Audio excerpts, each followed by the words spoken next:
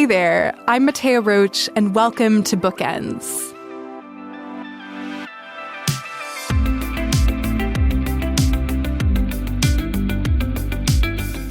Have you ever flipped through the pages of someone else's private journal?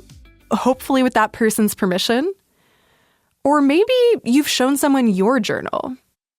If these are ideas that you find exciting or maybe a little bit scary, you'll probably be interested in the latest book from artist and writer Chris Ware. It's the third volume in his Acme Novelty datebook series, and it's made up of pages from his sketchbooks, including drawings, short comics, and even some snippets of diary entries. Chris's datebook series spans 37 years of his life. And when I was reading it, I felt like I was getting a window into the way his mind works, seeing the evolution of his ideas, his obsessions, and also his insecurities. And that's exciting because Chris is a master of the comic art form. His stories explore something essential about being human. Take, for instance, his book Jimmy Corrigan, which is referenced again and again as one of the best graphic novels of all time. Chris's work has even been shown in museums. Think of the Whitney in New York and the Centre Pompidou in Paris. The new volume of Chris's sketchbook series covers the last 20 years. During that time, Chris became a father, and his relationship with his now adult daughter, Clara, is at the heart of these pages. Chris Ware came to Toronto to launch his new datebook, and I really enjoyed speaking with him in our studio.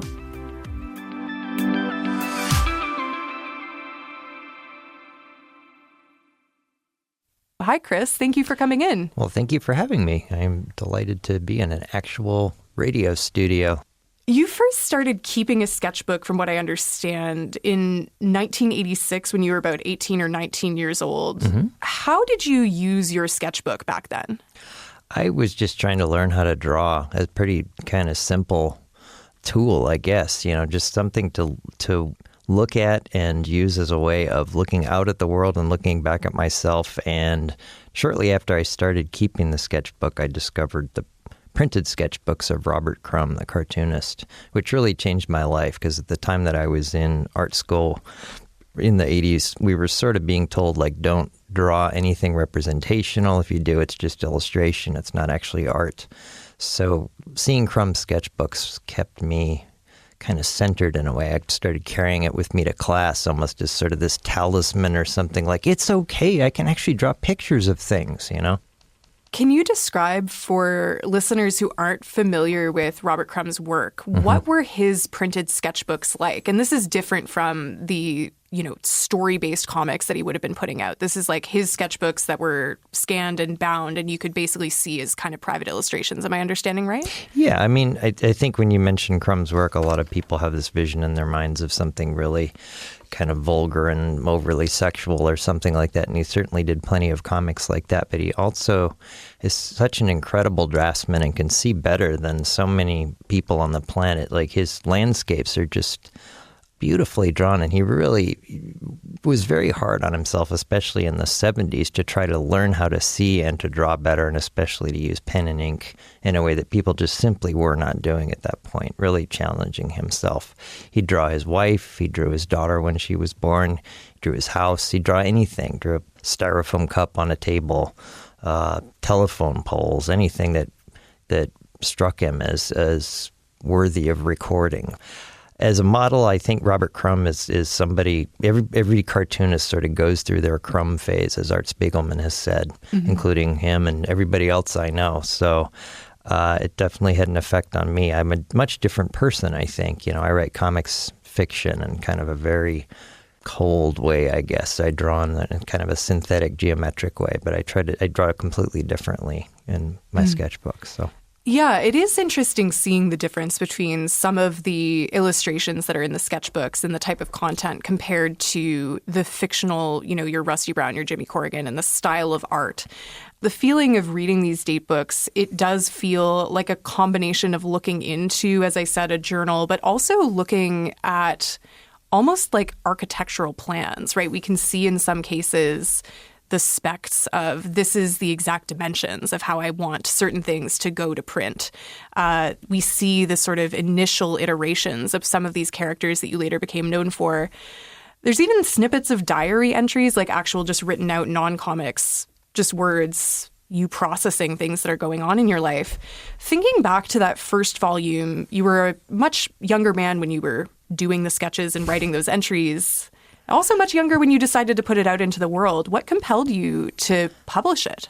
Just pure flattery on the part of a crazy Dutch publisher who had actually published Robert Crumb's sketchbooks in the past, or his sketch drawings. And it just taught me I could be flattered into anything. But it was a crucially poor decision to make, because the real utility of a sketchbook to an artist is a place where you can mortify and embarrass yourself in a very private way, which was completely torpedoed and diffused then by publishing it. It became something completely different. So when I first published that initial volume, then I immediately started keeping a different sketchbook that was more private. It's more of a diary sort of thing. So I love facsimile sketchbooks for the few that have been published, Painters and, again, Robert Crumb's and other artists. So I tried to make something that maybe would contribute to that very small, shelf of literature, I guess. So it seems to me a bit in our conversation so far, and also just from reading these 3 volumes, that there's this sense of needing to kind of explain and account for oneself. There's an explanation and apologia to the reader at the beginning of the latest volume. And you kind of outline some ongoing nagging fears about publishing this kind of work. And yet you have pushed past that and are putting it out anyway. Can you talk a bit about the tension in that and what it's like to have to do interviews where you're promoting this kind of book as opposed to a fictional work? Well, I actually wasn't going to do anything about this because, first of all, the word promotion just makes my, body tense up, and it just seems so dishonest and awful. I don't want to promote anything. If I would just advise people don't buy it. It's not. I don't know what it could bring or provide to anyone, but at the same time, like I said, I really like other people's sketchbooks. So I think that, I really just feel that drawing is a really important thing to do. You don't have to be good. I don't even know what being a good artist or having learning how to draw, what that even necessarily means, other than it means that you see better. That's what I try to do. And I think it's something that anybody and everybody should do, not just because it's something you want to learn how to do, but just because you can see better and it gives you a better sense of the world and your place in it. I am someone that is, I would say, a more verbal person than a visual person. And so drawing is not something that I typically go to. I'm much more I'm in my journal writing. Right. Often things that I would not want to go to publication, let's say. When you're talking about seeing better, understanding what one's place in the world, how do you feel drawing can help even, an amateur artist see? Well, it short circuits the sort of language systems that we live within that mitigate the reality that we see. Every day when we think we're seeing something, we're actually kind of reading it in a way. Like this lamp that's in front of me here on your table. I look at it and say lamp, and I'm done with it. But I'm not actually looking at it and thinking about it and looking at the reflections on the lamp itself. This is the way that we learn to navigate the world, and the way we learn to remember the world is through language. Language is both a way of understanding the world, but it also can destroy your memories and your perceptions of the world. And drawing and looking out at the world the way painters and traditionally, artists do, allows you to exist in a moment and to see things that aren't part of that sort of language-based perception, if that makes any sense at all. And that's really, to me, what comics are about. Looking out into the world, there are these sort of invisible templates that kind of get in between our vision and the world itself and prevent us from actually seeing it.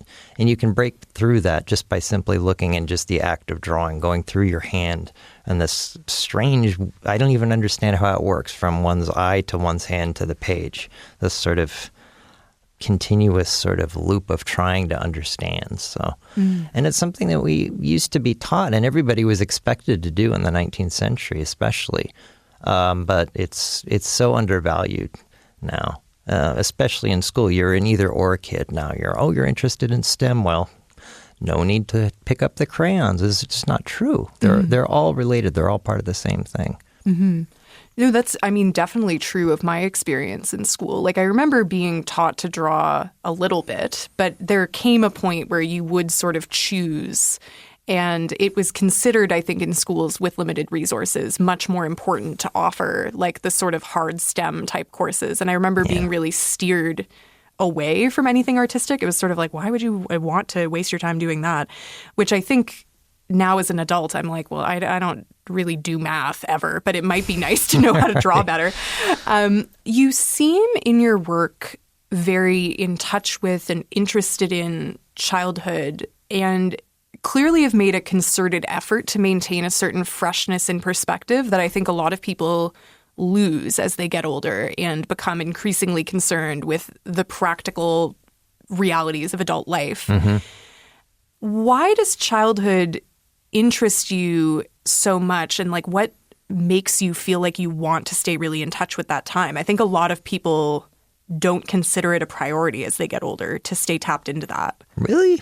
I don't know. It's like I would think that at least like as far as writers go, it's a key sort of thing. I mean, I have met people who claim to not remember their childhoods, which I'm like, well, really? That doesn't seem possible. But no, they insist. No, I just don't remember anything. And I thought like maybe if I just start giving them words, they'll something will like bloom in their memories. But maybe memory is like it's like an active act. You actually have to make yourself remember or something. And part of the problem with that, though, at least in my own case, and I presume in other people's cases, is that every time you remember something, you remember it a little differently because memories are encoded in language. We all kind of now have gotten some trickle-down idea from contemporary neurology that every time you recollect something, it's not like playing a movie, you're actually reconstructing it. So really, much of what we remember is just nonsense. It's almost sort of a concocted fiction, which I actually think really is the origins of fiction. Yeah. Certainly I've had the experience before, and perhaps you have, and perhaps our listeners will have as well, of recollecting something from my childhood that my mom or one of my siblings will say, well, that's not how I remember it happening. And there's just a total impasse where we can't prove whose perception is correct. Right. And it makes you feel crazy, right? It's completely so. And you're like, but wait, I'm the writer. I'm the one with the book show. I'll remember better than you. That's exactly how I feel. I'm like, what do you mean, Mom? Like, I'm the authority here. I'm wondering... What did your mom do, if I may ask? She sells cars, but really? She actually was an auditor for 30 years before that. So she probably remembers really well. She has a really good memory, and so do I. And so when we don't agree, it's not a good situation. Oh, wow. All right. Neither of us will ever admit to being wrong.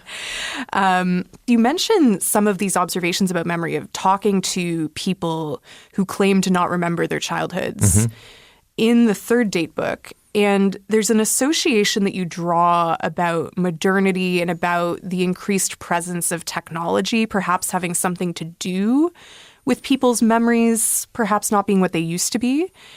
Do you think that's a part of it at all, that people used to just put greater priority on keeping things locked in their own mind because they didn't have the ability to like write a little note on their phone? Yeah, definitely. No, absolutely. I mean, I think the technology companies know that the last frontier is human identity, and they are trying to take that away from us. I believe that wholeheartedly. They're trying to colonize our inner voices, and your show being devoted to books is really one of the last places where the inner voice is cultivated. That was, an idea and a goal of writers and artists and humanists of the 19th century to try to get a sense of yourself that is entirely your own. And I really feel like starting with Facebook and then Instagram and TikTok and all these other things, they're trying to make it as sort of an outside-in thing rather than an inside-out thing. And it should always be an inside-out activity and an inside-out thing that you're doing your entire life. And it's yours only and not somebody else's. And I'm shocked at not only the ability of the technology companies to get at this, but also the willingness of people to give it up. And my wife is on Facebook, and she'll say sometimes like, oh, I saw something in my memories. And I'll think, what the sorry, I can't say it on the radio, but, and it seems so insidious and horrible, but it must have an effect on one's own personal ability to recall and to, not only to just recall, like I can remember certain things, but to feel. That's the most important thing.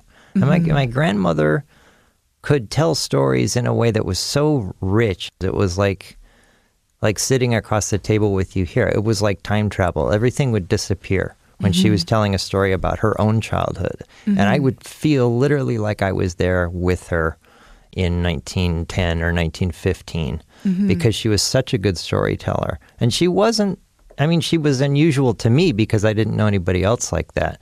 But other people in her age group could do that. They could tell stories. That was just something they did. That was something they were somehow inculcated with or somehow absorbed in the culture itself. And I think that has been lost.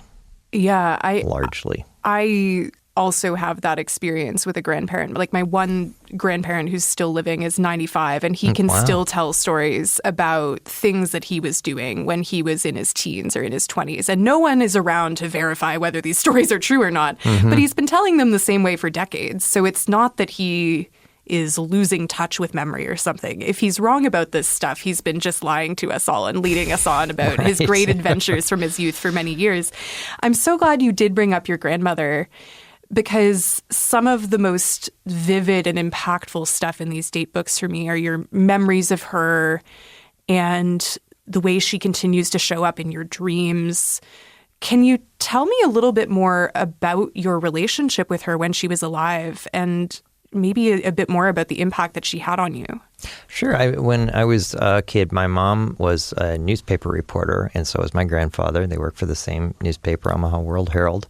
And when my mom went to work, when I went to preschool, my grandmother would pick me up and I would spend the afternoon with her. And sometimes that would involve just going to the grocery store or going to her house or drawing. And she was one of those kind of people who just made you feel more like yourself, or she made me feel more like myself than when I was by myself, if that makes any sense. And maybe as a kid, that sort of sensation is more apt or something. As you get older, maybe not. Maybe in your marriage, if you're lucky, you feel more like yourself around your spouse. My mom also was extraordinarily encouraging to me. She actually could draw. She would show me how to draw. She could draw horses. I still can't draw horses. She told me when I was a kid, she said, I don't care what you do with your life as long as you're the best at it that you could possibly be. So both of them, my grandmother was my mom's mom.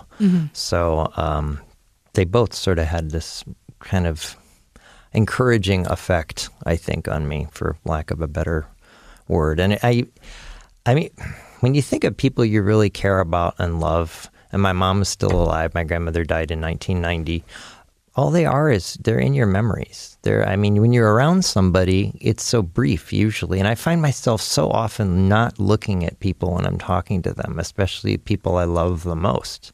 I'll have to think, oh my God, I need to keep looking, because sometimes it's so painful. It's almost like looking at the sun or something like that. There's a sense of a person when you're around them that you can't put your finger on. I think that's really one of the functions of poetry, is to try to put together words to just create this feeling of something that you can't otherwise put into words. And I try to do that in my stuff. It's interesting. I think you were in your early 20s when your grandmother passed away, and you continue dreaming about her for a long time. And you have these very detailed descriptions of how she appears in your dreams for a long time after she passes away. How does she show up in your dreams, and how do you feel about her showing up in your dreams in the way that she does? The weird thing is that when she does frequently now, it's almost sort of hi, it's good to see. And it's not like, oh, she's been gone for so long. Occasionally there'll be the dream like, oh my God, I forgot to call her for 28 years, But in other cases, it's just that there she is. She's alive, and I'm at her house or something like that, or I'm there with my wife, which had been completely impossible in reality.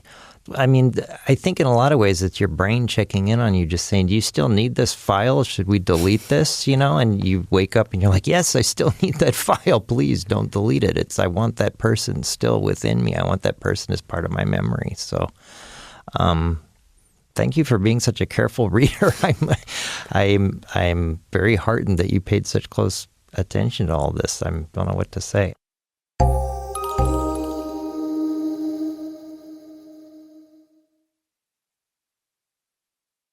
One of the things that's so interesting about this third edition of the date book is we see this major shift in your life where you've become a father. And I think that leads to a different level of understanding you as a person. We see these cartoons about your daughter Clara covering the years from her birth to her leaving to go to college.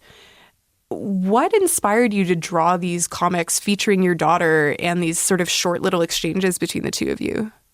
Well, mostly that she's just really funny and really smart and just a delight to be around. I hit the lottery as a dad. I don't know how this happened, but I mean, she pretty quickly early on, she was already funnier than I was, which was kind of annoying because I think wait a minute, I'm the cartoonist here. I should be better at these jokes, but she was quite sharp and could really needle me pretty quickly, even before she was 10 years old. And she was just fun to be around. We liked to play. We made up like a whole year and a half long story. We built a town on our living room floor out of Playmobil and built this we had the town grow as the people moved into it and had all these backstories for all of the characters and everything. And I just talking to her, I mean, that's one of the reasons I'm here today. She's a student at the University of Toronto now, and she's one of my best friends. She's fun to hang out with, and she makes life better. How does she feel about being one of the centerpieces of your work and having some of these childhood memories that you both share being out there in the world? Well, I didn't actually know until last night because she agreed to come up. We did a small event at the Toronto Public Library, and she agreed to come up on stage and talk a little bit about it. And I was shocked to discover not only had she read the book carefully, she'd read a lot of my other books carefully and was very, very able to discourse on them with great texture and at great length. It was quite heartening. I didn't realize that she had so many thoughts about it all. And at least according to her, she was happy to be a part of it. So when I was you want to try to hold on to these things when they happen. That was really a lot of it, and to try to remember these things and have something that said I was there, you know. She's depicted in this book as very precocious, very creative, very funny, which I'm sure is reflective of the reality of how she was as a kid. And she's often poking fun at you, which I really appreciated because I used to make fun of my dad quite a lot when I was a child. But she also has these real moments of profundity. There's this one moment where she's reflecting on your work as a cartoonist, and she says, you make windows for other people to see the world through. It's a very poetic way for a child to speak, but I do think it's characteristic of a certain childlike way, perhaps, of viewing the world. Mm-hmm. Did you find sometimes that she had a clearer view of certain things than you did when she was younger, or did you find your perspective being affected by having a child in your life who was routinely spouting these observations at you? Well, both. I mean, just simply being a dad kind of put everything into focus for me. It was sort of like when you're at the optometrist and they're doing that thing where they flip the lenses around and it's better or worse, better or worse. And all of a sudden it was like, everything was in focus. It suddenly, everything made sense, And then I had the special extra bonus then of having a wonderful child who was super smart and kept putting things in focus for me every single day. So I remember once when she was really young after dinner, I said to her and my wife, I said, well, I guess I'll go back upstairs and work. And she said, you're not going to go upstairs and work. You're just going to go up and blame yourself. I think she was maybe 7 or something at the time. And I thought, wow, she's really paying attention in a way that I didn't realize she was. So, and it's good to hear that because it's sort of humbling and you think, oh, maybe that's what I'm doing. I don't know, Yeah. I think One of the top worst, I've told this story like a lot of times publicly, so I don't mind saying it again. When I was 3 years old, I had some kids CD where there was a song called I'm Not Perfect. You know, kids CDs are often supposed to be instructional and teach children lessons about the world. Right. And so I'd been listening to this song with my parents one day, and I came out with, you know, nobody's perfect, especially not you, Dad. Wow. What was his response? He took it pretty well, from what I recall. Right. But I'm sure probably, I was so young, so I don't really know. But I'm sure probably it was a similar reaction of, okay, my kid is seeing things perhaps a little bit too clearly. We better watch this one. So was your dad an auditor too? No, he was a human resaurces professional. Oh my goodness. Yeah. Wow. Okay. Yeah. It was quite the household. I want to return to the artistic point of view of this sketchbook, because we've been talking about some of these really emotional, personal family moments that are excerpted, some of the diary entries. But there's also a lot of realistic fine line drawings of things that you're observing, a lot of commuters on planes and trains and buses, a lot of buildings, and also just household objects, often of a vintage nature. There's phonographs, cuckoo clocks, antique toys. I'm wondering what attracts you to this subject matter. Actually, my daughter last night put this better than I did, where she said, don't you do that because you're thinking of the people who maybe owned these things at one time and maybe the history of them? And I thought, well, actually, you're right. I do think about that. So I defer to her judgment in this case. That's definitely part of it. And the world that surrounded these things at the time that they were made, that there's something to me about things from 100 years ago or earlier where everything seemed to fit together a little bit better. People seem more sensitive to the objects that surrounded us. I do not feel comfortable in the design or feel of so much of the world now. It feels kind of tossed off or sort of sterile in a way. It doesn't seem to have come from the natural world. It comes from within an ideal. I feel much more comfortable in the world that seems to have grown rather than kind of mathematically assembled, if that makes any sense. So yeah, I was definitely struck that the drawings of buildings that you do all do tend to be older buildings. And some of them, it seems like, are interiors of your own home. And it definitely looked like you perhaps have been drawn to living in older buildings. Like, am I reading that correctly? No, that's quite true. Yeah. I could not live anywhere else. I can't tolerate it. I don't know why. But even the decisions that were made in this table that we're sitting at, from the rounded edges, I guess it's functional to this like fake sort of stone veneer that's on it, to it feels, I feel like I'm going to have an MRI or something. You know, it's not a pleasant place to be in. Whereas, say, for 100 years ago or earlier, even in Toronto, like the few surviving buildings by E.J. Lennox, like the Parliament building and others by him, you get a sense of not only of the natural world, but of the architect himself being inside their mind, and a sense of them wanting to make something that dignifies life and maybe dignifies you in a way that I don't feel from the sort of sterility of the modern world, which sounds, kind of schlocky and dumb and maybe a little bit ignorant, but I don't know. It's a non-verbal response to stimuli. So an instinctive repulsion from certain furniture and buildings. And there's this sense too that it's kind of this inevitability to it. And it's like, well, no, we're people. We make these places for our lives to play out. We don't have to do this. It doesn't have, every condo that goes up doesn't have to look like it was designed in half an hour and to shrink the little house that's left next to it to look even sadder and smaller and more vulnerable. I don't get it, but it seems that's maybe what people want. But sometimes I wonder if they don't really want it. They just think they should. I could go on at great length about my dismay with a lot of the condos that are being put up in major cities across North America. Yeah. But that is not what people come here to listen to me talk about. We should return perhaps to the world of comics.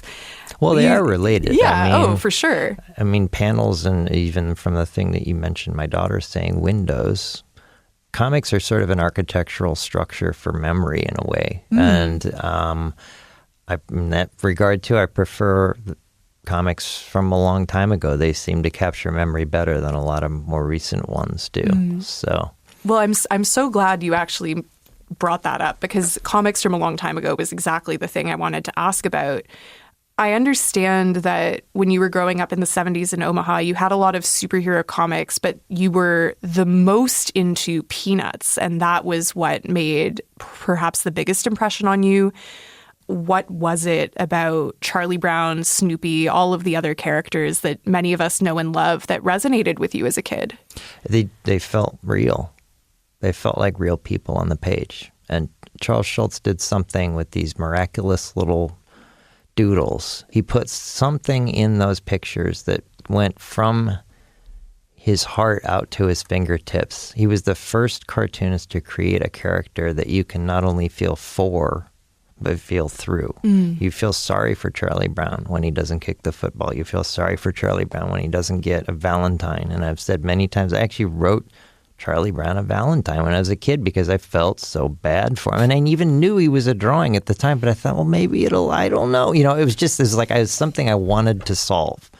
And the fact that Charles Schulz could create that on this just tiny little bit of newsprint, the sensation of feeling for something so desperately that you wanted to protect it and, you know, give it a hug or something like that is such a beautiful thing and such a major accomplishment in comics. That's really the shifting point in comics. Like, I think if he hadn't done that, comics would have just died. He opened up the door of possibility for all emotion to rush into the language of comics. There was something you'd previously said about your relationship with Peanuts and Charlie Brown growing up that I wanted to ask more about. You mentioned that you would look at other comics, but you read Peanuts, and that was sort of an important distinction.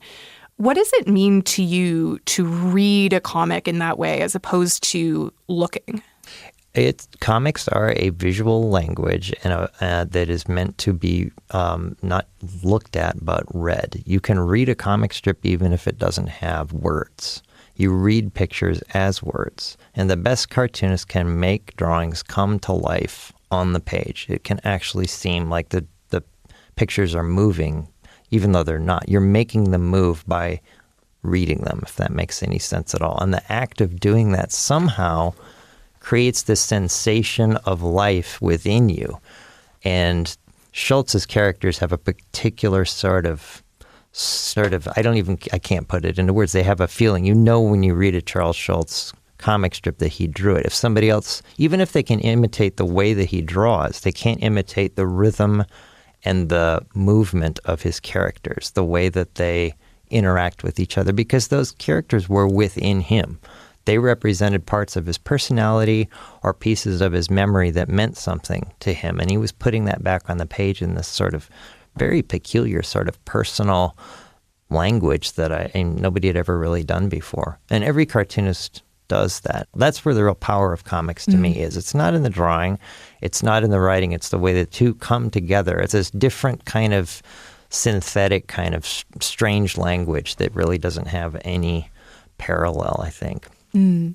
I know when you were a bit older, kind of like teens art school era of your life, you discovered Raw, which was the experimental comics magazine published by Françoise Mouly and Art Spiegelman.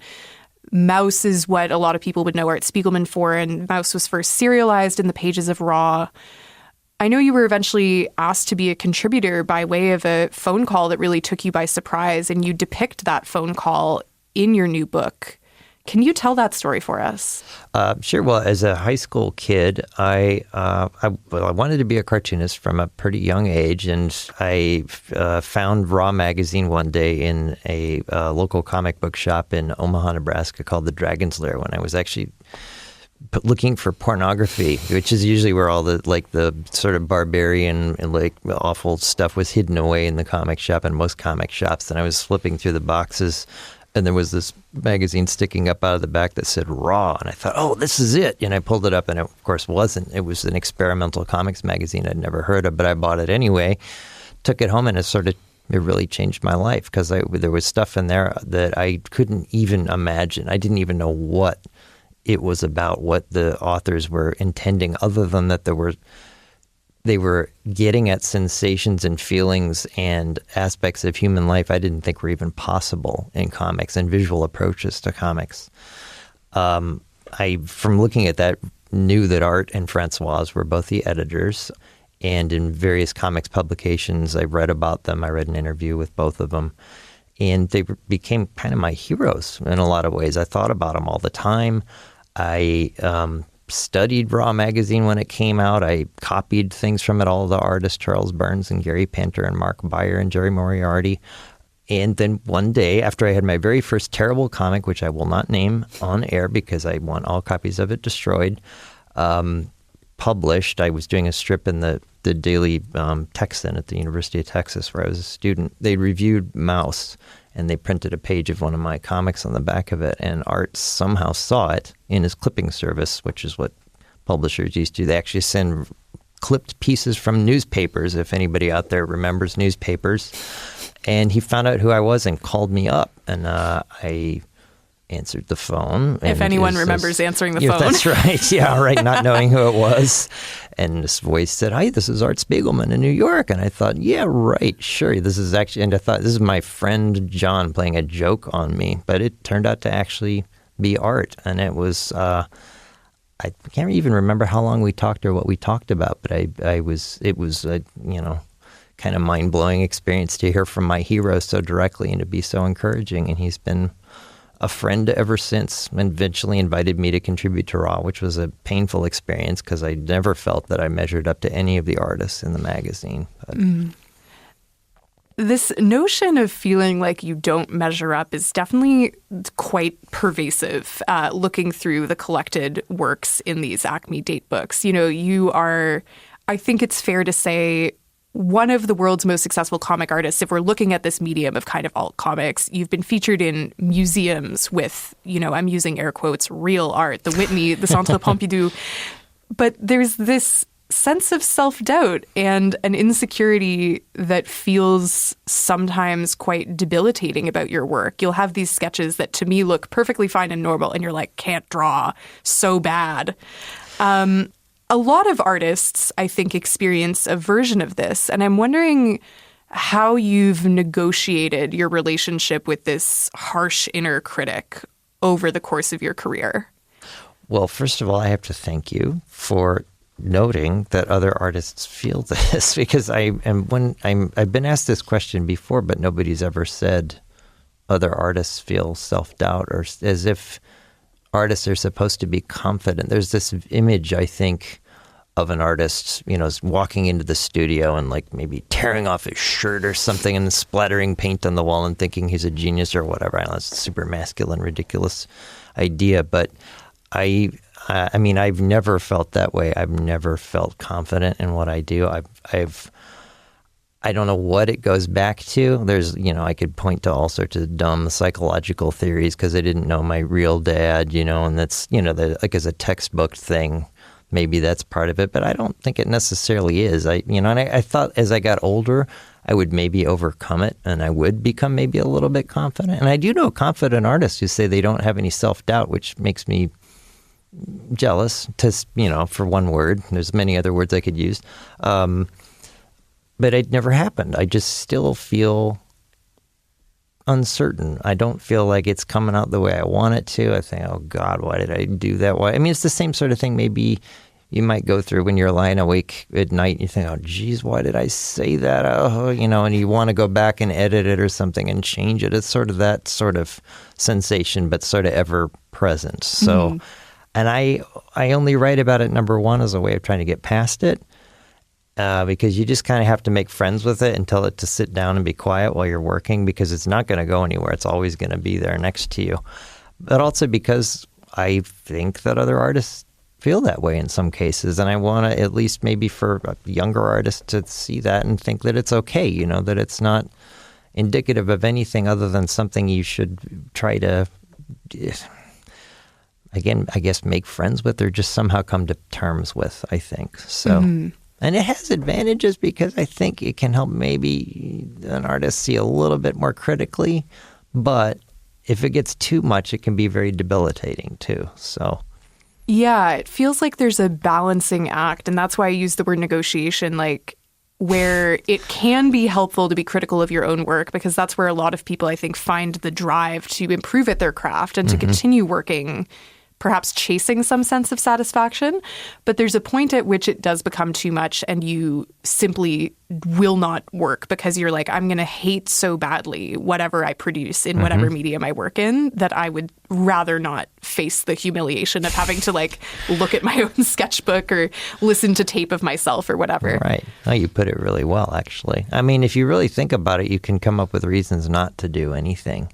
And it's, you really just have to kind of just hope for the best, you know? And every time I start a new page, I just think, oh God, how do I do this? I forgot, you know, and once I start working on it, I'll remember like, oh wow, this really takes much longer than I remembered. And this has been going on for almost 40 years now. And I think, well, what is wrong with me? Like I should know, yeah, this takes a good, 30 hours per page to get done. So, but every time I'll just think, why is this taking so long? So I don't know. I mean, I also have this pet theory that all cartoonists go crazy, but. Wait, tell me more about this pet theory. Why do you think that is? Well, it's just based on personal experience and, friends and myself. And I can't name names. So. Yeah, I mean, there is a certain, I suppose, rhythm to the work of the cartoonist that might contribute to one going a little bit crazy. There was one comic that I really got a good chuckle out of in your newest book where you're talking about the very beginning of COVID lockdown in like spring of 2020 and saying, well, I've been shutting myself up in my house and working and avoiding seeing and speaking to people for many years. So, here's your little guidebook to how you negotiate that. And that is a very common story from other cartoonists I've talked to, that it's perhaps the nature of the work generates a certain kind of neurosis. I don't know. Yeah, I guess it could apply to writers and novelists too. But I mean, I felt a certain kind of slight personal social victory with the pandemic, because it was like, oh, everybody now has to live the way I've been living for, the past 25 to 30 years or whatever, 35 years, I guess, at that point. I kind of actually, I don't know, it's maybe I shouldn't say it, but I actually kind of really liked the pandemic. I liked the fact that a lot of social obligations and stuff were canceled. I didn't have to deal with that. The pressure was off. It was such a wonderful feeling. Plus, my wife and my daughter were home the whole time, and it was fun, actually, in a lot of ways. I mean, it wouldn't have been fun had we actually gotten horribly sick, and I knew people who were. So I'm trying not to sound unsympathetic, because it was a terrible time. I know people who were sick and some who died, so that's not funny in any way, but there was something about it. And I think also like there was this sort of return to a sense of home for some people. Like all of a sudden people bought new couches or thought like, oh wait, I live in this space. I could put a shelf over there and pick this stuff up off the floor. This is kind of the way, that's what buildings are for. This is what we're supposed to do, really. So they're not just containers for our televisions and places to plug in our phones. They're actual spaces for our minds to be cultivated by and to cultivate. Yeah, it's funny. A friend of mine once said something about specifically like apartments in New York that he knew a lot of people who lived in. And he said they feel to me like filing cabinets for young professionals, which is the most damning thing to me anyone can really say about a building. And I definitely have gone through that process. I graduated university in the spring of 2020, so I was transitioning into kind of real life adulthood where you want to start owning nicer furniture and you want to take a little bit more care about your living space. And now as somebody who spends a couple of days a week working from home, I'm like, okay, I need to have my record player in this part of the room, and I want to have really good, comfortable armchairs. And maybe some of the furniture that I found on the street when I was 20, I can get a nicer version of this that aesthetically matches more with the other things that are in here. If you're getting rid of that stuff, though, let me know, because my daughter will take it. So. Yeah. No, it's true. If she needs to furnish a little student-y apartment in the annex or something, I know all the best streets to find furniture on. And the times I visited here, it's like that, I walk past dressers like on the street. I'm like, that's actually a pretty nice dresser there. Toronto's a great place for found furniture. It's a fantastic found furniture city. One of the things I think that's been a bit of a through line in the conversation we've been having that I've seen in your work is there's this tension between a bit of like a depressive, nihilistic view of the world but then also, and I don't mean that negatively, like I definitely also have that nature very much in me, juxtaposed with finding really great joy in looking at a nice piece of furniture or these moments that you share with your wife and your daughter. How do you kind of negotiate feeling maybe a certain sense of bleakness about the future? You have this comic called It Doesn't Matter Because the Sun Will Swallow the Earth, something that I've also been known to say. Yeah, not in our lifetimes. That's not our problem. But how do you, balance feeling that way with the real sense of awe that you still manage to capture about the world? Well, I mean, happiness is really a fleeting thing. And if you could graph actual true happiness or somehow quantify it in like a pie chart next to like the usual kind of just low-level despair hum that you probably feel most of the day, it would be a very slim slice of your daily, maybe not at all even. Maybe once during the day I might have a little flash of like, oh, yeah, but it's never very much or something. And there's this sense, I think, especially in our culture, to always be happy. Everything is happy, especially in, scrolling through images, television shows from when I was a kid. It was just, and I think it tells people if you're not happy all the time, there's something wrong with you. And that's not the case. And it certainly wasn't the case with our great-grandparents. If you ever see pictures, if they ever had pictures taken of themselves, did not look like they were happy. So that was not a part of daily life. It was a rare occurrence. And I try to balance those things out and look for things in everyday life where that kind of produce like just the sense of, for lack of a better word, kind of wonder, I guess, of just simply being alive and looking at things and existing and being around people, and trying to sort out the things you hear in your mind about yourself or the uncertainties and put those aside for a second and try to see the larger world. I mean, my wife thinks I'm dopamine deficient or something, but she kind of makes fun of me for it, which is good. So. We've been talking a lot about your family and especially your daughter since she is such a focus of this latest book that you've put out. Do you feel at all like the experience of being a father, watching your daughter grow up, has changed your art practice in any way, made you a better artist, made you a worse artist? Yeah, and a lot. I mean, when she was really young, my drawing time was when she was asleep. So we'd be playing, and then when she sacked out for her nap, I sharpened my pencil and I worked without breathing practically, just because I had to get stuff. At the time, I was doing a strip for the New York Times, and I had to get it done every single week. And I was really keenly aware of how the precious moments, and I didn't want to waste those at all. And it was actually kind of wonderful for that reason. But then on top of that, of course, just obviously being around Clara every second too, it made me realize like how amazing it is to be around somebody like that whose mind is changing by the second, really. So, and it took me out of myself. It allowed me to try to understand other people in a way that I was trying to for years and feeling not very confident in. And it allowed me to make, I think, greater leaps. Of course, I was getting older and experiencing more of life. And there's this trend, I think, in art and literature to say that you shouldn't try to do that. And I think that's exactly opposite to what art is about. It's about trying to understand other people. It's about trying to see a life that maybe isn't your own. I think that's really important. And it's okay if you get it wrong, if you're writing fiction, that is. But even if you're not, because we always do that. We do that with everybody. It doesn't matter whether you're a writer or not. You always do that. Even just walking down the street, you might suddenly see somebody and you'll make up a quick story about them, or what is their home life like? What are they thinking? What are they saying? Who are they married to? Where are they going? And then they're gone. That's just something that we do. And part of life is just trying to get better at that and to do it in a sensitive and empathetic way. You have clearly such clear and distinct memories, and I would say derive a lot of continued meaning and joy from some of your early childhood experiences, relationships with your mom, with your grandmother. I'm wondering, as a father, what do you hope Clara, now that she's in adulthood, takes away from her childhood experiences with you? I mean, I hopefully, I always tried to treat her, and my wife, both of us tried to treat her just like a person, not as a child.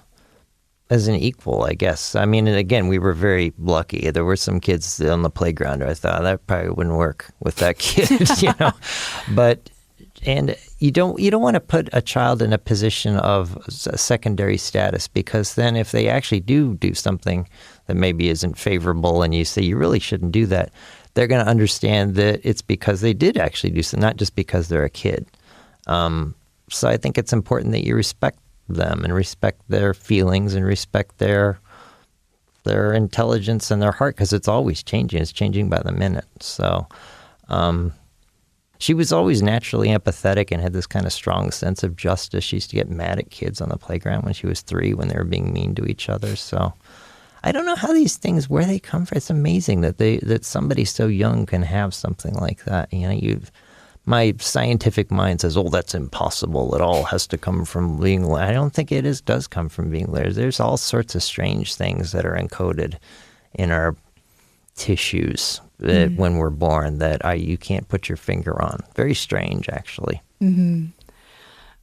Chris, this has given me a lot of food for thought. I want to thank you so much for coming into the studio today and for sharing such personal work with all of us. Well, thank you so much. Your questions are so great. Thank you for reading it so carefully and being so thoughtful. And I'm a cartoonist. We're not usually treated with such deference and kindness. So thank you very, very much.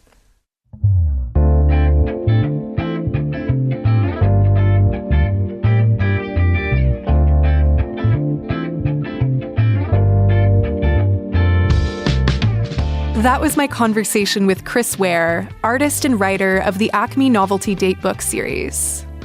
Chris joined me in our Toronto studio.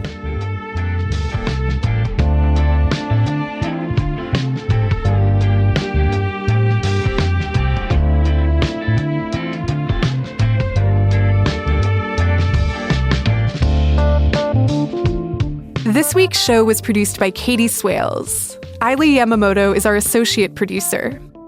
Our senior producer is Jacqueline Kirk, and our executive producer is Aaron Balser. Big thanks to our audio tech, Aronde Williams, and the rest of the CBC Books team. If you're looking for more essential reads, I have good news for you. Canada Reads is back, and we've just announced this year's stars. This March, 5 celebrity panelists will compete in CBC's Great Canadian Book Debate. They'll champion 5 different books, eliminating all titles until a single book is chosen as the one book that all of Canada should read. It's kind of like a literary survivor or like a literary bachelor if the final rose went to Canada's top must-read title. This year's theme is One Book to Change the Narrative, and the show is hosted by Ali Hassan. Our 2025 panelists are Maggie McNeil, Michelle Morgan, Shayla Stonechild, Saeedem Dahoma, and Linwood Barclay. As a former Canada Reads winner, I'm interested to see if these panelists can stack up to my Star Turn performance from 2023. Canada Reads is airing March 17th to 20th, and you can catch the debates on CBC Gem, CBC Radio, YouTube, or wherever you get your podcasts.